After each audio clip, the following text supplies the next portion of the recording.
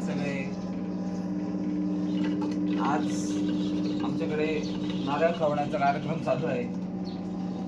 खवण्याचा कार्यक्रम असा नाही, मी जे सत्यनारायणाला पूजा करतो तर त्याच्यामध्ये मला भरपूर नारळ मिळतात. तर त्या नारळांचं काय करायचं हा प्रश्न नेहमी पडतो. मग असं ठरवलं की यंदा यावर्षी असं ठरवलं की हे नारळ सगळे फोडून त्याचा खवून म्हणजे त्याचा जो किस आहे तो करायचा आणि तो फ्रीजमध्ये म्हणजे प्रिझर्व करून ठेवायचा.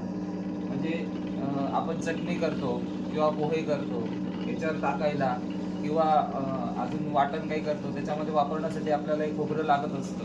मग हा ओल्या नारळाचा खव आम्ही करून ठेवत आहोत. त्याच्यासाठी आमच्याकडे एक बघा एक मशीन आहे.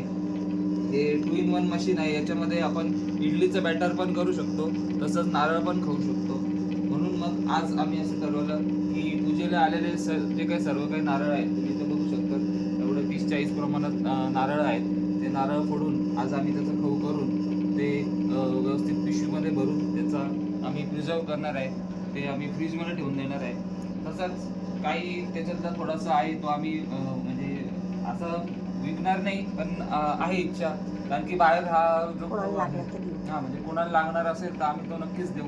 तर तुम्हाला पण आमच्याकडून हा खाऊ घ्यायचा असेल तर तुम्ही कृपया आम्हाला संपर्क साधू शकतात.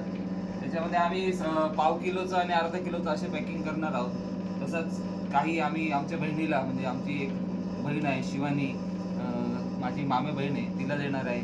माझी बहीण माझी मोठी सख्खी बहीण जी आहे योगिनी तिला पण देऊ आम्ही.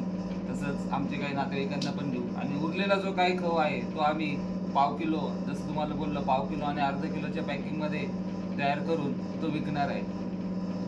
तर तुम्हाला जर हवा असल्यास कृपया आम्हाला संपर्क साधा. तर आम्ही आता तुम्ही बघू शकता आमचा नारळाचं खव चालू आहे काढणं. हे मशीन असल्यामुळे खूप सोप्या पद्धतीने आणि लवकरात लवकर आहे नारळाचं खव निघतो.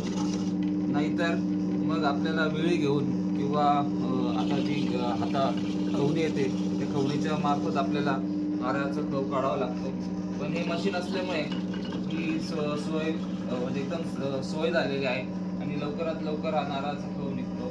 तुम्ही बघू शकता.